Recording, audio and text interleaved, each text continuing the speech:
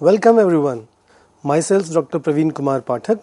I am working as an associate professor in the Department of Geography at Jamia Millia Islamia University, and together with my colleague Ms. Manisha Sharma, she is a sign language expert, and today we are going to discuss with you an important topic, which is era of Millennium Development Goals, achievements and lessons learned. Now, second important goal is achieving universal primary education. So if you see, achieving primary education is an important goal that was understood as part of the MDG. So if you look at the number of out-of-school children globally, this number actually fell from roughly 100 million back in 1992 to almost 60 million in 2014. So this was a very important development that has taken place during the MDG era. So almost 57% of out-of-school children lived in the sub-Saharan Africa. And now, if you look at by 2015, this number was actually less than 20% in the South Asian country. So this was one of the important achievements of the MDG era, to bring down the number of children of the school going age from 57% in sub-Saharan Africa and also up to 20% in South Asia. Ideally this number should have been 0, but if you look at from where we have started, we have made a lot of significant progress in terms of bringing down the numbers of out-of-school children. Secondly, if you look at the goal related to promoting gender equity and empowering women, so this is very important goal of the MDG era. And this is critical because strengthening women's situation in society is seen as one of the most formidable development processes. So one of the goals was promoting gender equity and empowering women. So if you look at gender parity in education, so over the MDG era we found that a lot of impressive work has been done in this area, particularly in primary, secondary and tertiary levels, and we see that we have done a relatively good job in terms of ensuring gender equity at all the levels of education by the year 2015. So if you look at this global map, colors which are showing, yellow are areas where gender equity is relatively lower. On the other hand, colors where you see that it's basically green shows greater gender equity. On the other hand, colors which is blue shows that females are favored. So we find that mostly in the case of Africa and the South Asian context, the issues of gender equity in education is a formidable challenge, and wherein a lot of work needs to be put in so that we create enabling environment for both men and women to participate and benefit from the educational system and come out as a human resource to help the society to grow and become prosperous. Next important goal was reducing the burden of child mortality. So if you see, the child mortality levels were very high in early 1990s, and even during 2000 the child mortality rate was almost 140. So the goal was to bring down this burden by 2/3 by the year 2015. So we see that most of these nations have made a commendable progress in the last 15 years. Even then, and if you see where these are concentrated, so most of these under 5 deaths were largely located in the developing nations of Africa and South Asia and Central Asia. And through the efforts of immunization, efforts of nutrition, efforts of access to safe water and drinking, sanitation, etc., and also investment in the women education, all of them has helped to bring down the burden of child mortality in the last 15 years. The progress has been quite satisfactory, wherein the global level burden of child mortality has come down from 90 per thousand in 1990 to almost 42 per thousand in 2015.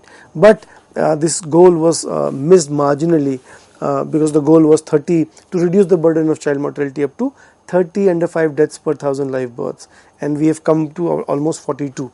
So marginally by a difference of 12 we have missed this goal, but overall if you see, the progress of under 5 mortality has been a very remarkable story of the MDG era. Next important goal was improving the maternal health.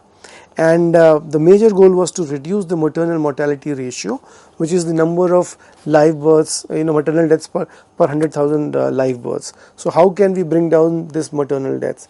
If you see, maternal health is one of the major indicators which indicates huge disparity between the developed and developing nations. A majority of these maternal deaths are in Africa and South Asia. And if you see why these maternal deaths happen, so part of the reason is that child marriage is one of the major issues, poor healthcare system, poor nutrition of mothers, limited access to family planning, and of course many times the deliveries doesn't happen under the medically trained health practitioner or in the health facilities. So in the last 15 years, a lot of work has been done in most of these areas, which has helped to bring down the burden of maternal mortality in different part of the world. But still we see that, from somewhere more than 80 MMR of more than 80, it has come down roughly to somewhere 65. But yet there are a lot of differences between various countries, which means that efforts towards investing into maternal health is critical, wherein the goal ideally should be to make the delivery and motherhood safe as possible, and no women should experience any disastrous event of death during the delivery or postpartum. Another important goal was combating HIV, AIDS and malaria and diseases, and most of these were actually located in Africa and some part of Asia. And if you see, the share of people living with HIV, AIDS has not declined significantly during the MDG era. In fact, number of people with HIV increased from 28 million to 36 million during this time. So therefore, the progress on HIV, AIDS has been the biggest concern of the MDG era, and a lot of work needs to be done in this area, even when this MDG was translated into SDG era. So some of these are important considerations that needs to be addressed in the today's world as well. On the other hand, if you look at the seventh goal of MDG, which was ensuring environmental sustainability. So on the one hand, one of the important goal was to integrate sustainable development and reverse the loss of environmental resources. So with concerted policies by various member states, one of the important benefits which has happened is to reduce the ozone depleting substances from the world, and there has been tremendous progress on this front. So all the important gases that led to ozone depletion, there has been a lot of work, and all these gases contribution has been brought down to a great deal. So this has been one of the important achievements of the MDG era. On the other hand, the most critical and one of the major failures has been the CO2 contribution. So if you see these slides, we find that the CO2 emissions have actually increased from 25 billion tons to more than 35 billion tons during the MDG era. So this has been a complete failure, So the issues of environment sustainability is one of the critical works which were not able to be implemented during the MDG eras. And so therefore this is some of the important concern that still remains to be addressed post the MDG era. And even the biodiversity, the threat to biodiversity is also quite significant, and we see that progress on curtailing the loss of biodiversity also has not been significant, and that is an area of concern, wherein because of exploitation of natural resources, the threat to biodiversity has actually remained significant. Some of the important work has been done to reduce the proportion of population which does not have access to safe drinking water and sanitation. But by and large, we find that majority of global south countries still have this problem where people do not have access to secure means of water and sanitation. So this is an alarming condition. There has been some progress made, but yet we find that a lot of people, particularly those who are poor, living in rural areas and slum areas, have limited opportunities of access to safe drinking water and sanitation facilities. So these are some of the areas where the challenges remain. And the last one is, of course, global partnership for development. I think this was the biggest failures of the MDGs. Why? Because if you see the major criticism of the MDG era, the major criticism, one of the biggest concern was that during the MDG, it was felt that MDG was by and large only about developing nations. So the developed country did not actually participate to the extent that was required. In certain circle, it was actually viewed as a story wherein the MDG is mainly about investment of resources from global north to global south. It was as if that the developed country did not share the same planet, and hence they were ignorant of the opportunities and the challenges which were felt by the global south. And in this way, there has been a lot of criticism that we have seen based on the experiences of the MDG era. So if you see some of the major criticism, one is that the goals are very ambitious. Of course, the goals were very ambitious, and particularly, for example, if you look at the goals related to sustainable environment and of course partnership on HIV/AIDS, so these were very ambitious, and therefore probably there were not enough investment, lack of finance and strategy, which were responsible for some of the goals where a lot of progress could not be made. Second was that MDG framework, and there's been a lot of discussion on this, overlooks inequality and specific population groups. So this is another important criticism that has been made for the MDG era. So if you talk about inequalities and disparities, whether it is by economic group of population, whether by social groups, by regions, so some of these important inequalities, concerns, or even gender was not actually addressed to the extent that was probably needed, and hence a lot of people and scientific community feels that this was largely overlooked during the era of the MDG. So inequality issues were not addressed, because if you look at the recent data, we always find that there is the top 10% of the global population is actually owning almost 70% of global resources. So, and the extent of inequalities between population groups, between regions, between countries, unfortunately are not reducing, remaining stagnant or worsening. So the inequality concerns were there as part of the MDGs.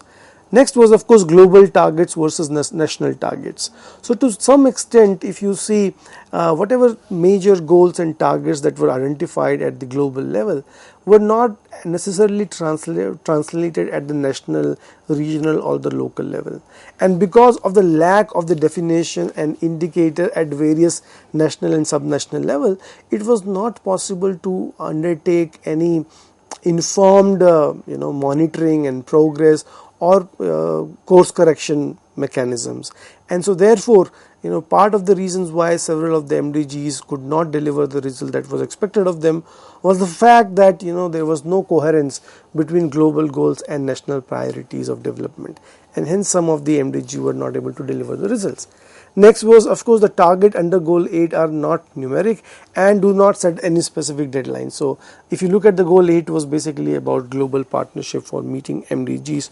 So there were no such identifiers or definition or criteria which could have been quantified. So it was more qualitative in nature. So there was, this was not binding on anybody, particularly from developed countries, to integrate and strengthen the effort of addressing some of these common challenges, and hence it is very difficult to really monitor to what extent the global partnership really materialized and helped the MDG agenda to move forward. Next is that there is too much focus on the health. So if you compare some of the MDG goals, it is largely construed that there has been a lot of stress on the health, which is to some extent not a bad thing, but there are many other issues on the plate that could have been addressed. So some people do believe that whether it is reducing the burden of under 5 mortality, improving maternal health, issues of HIV/AIDS, and etc. So there have been a lot of 3 to 4 major goals that were related to the health, and so therefore there are many other goals which could have been incorporated. So because of some of these criticisms, if you look at the next avatar of MDG as SDGs, so we see that there has been increase in the number of goals and priorities and indicators. So there has been expansion of these goals moving forward. Then the key elements of the MD are omitted. For example, human rights.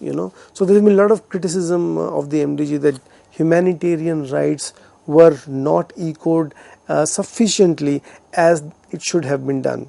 So this was another important criticism of the MDG era. Moving forward, some targets were also poorly addressed, such as women empowerment. For instance, that if you look at the indicators that were devised as part of MDG, so largely there are very limited indicators, particularly they were related with education itself, but women empowerment and gender equity is a multi-dimensional concept, and there are a number of ways through which this could have been measured or the progress could have been strengthened. which was not unfortunately done, and hence there has been a lot of criticism as far as work on gender equity and women empowerment as part of the MDG is done. And also, some people or some quarters also argue that the targets were poorly specified. For example, issues of slums, squatters or urban areas did not figure prominently.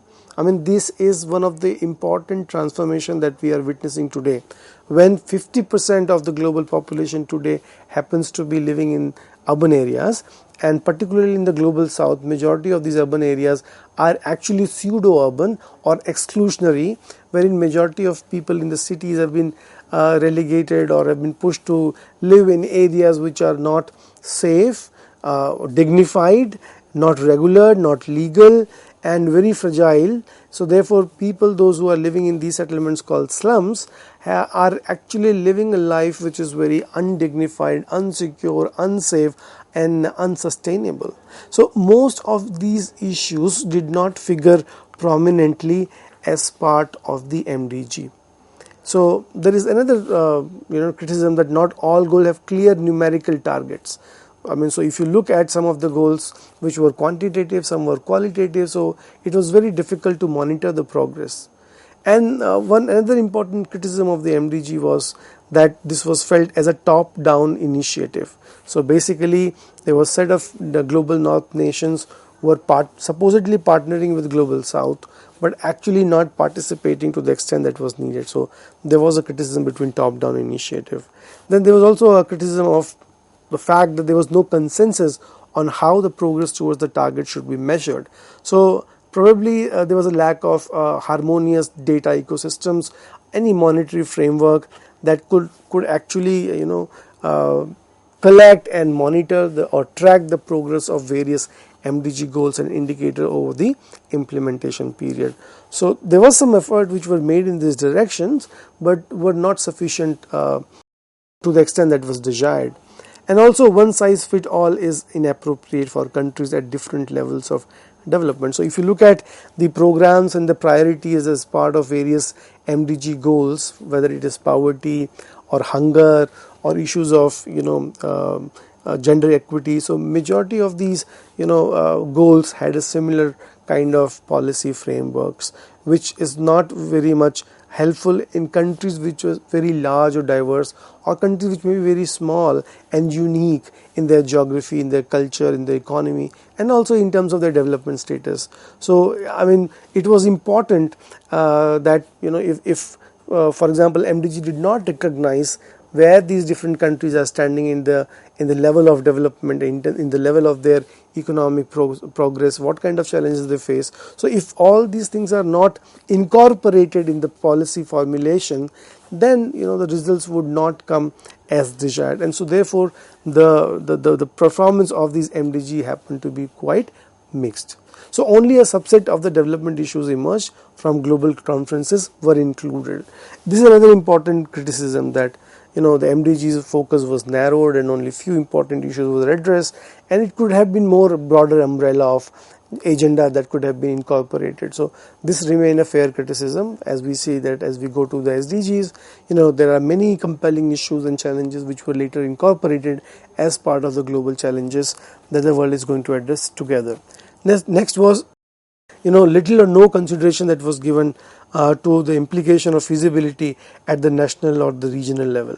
So this was another important thing that has been a major criticism, which is that the global targets or the global goals remain largely global, and there was no such provision, or probably there was not enough provisions or efforts which were made to translate these global goals into regional or national or local priorities.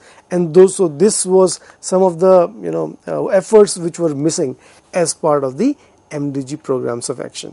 Nevertheless, if you look at the set of goals were initially perceived by many developing countries primarily as the top-down initiative, and so therefore many people criticize as MDG largely about developing nations, wherein the global north country did not did enough or did not partner enough to probably take the action more pervasively across the global south. So goal number 8 of partnership was of course subsequently added, but probably did not do the justice that was needed. So many times, people feel that MDG actually reflect the donor sort of behavior rather than the preferences or the requirement of the developing nations. So MDGs were more about how the developed nations could have been contributing to the needs of the developing, but this was not actually materialized. So this is how we can learn from the MDG era, and many of these learnings were later on implemented into the SDG frameworks of action. Thank you.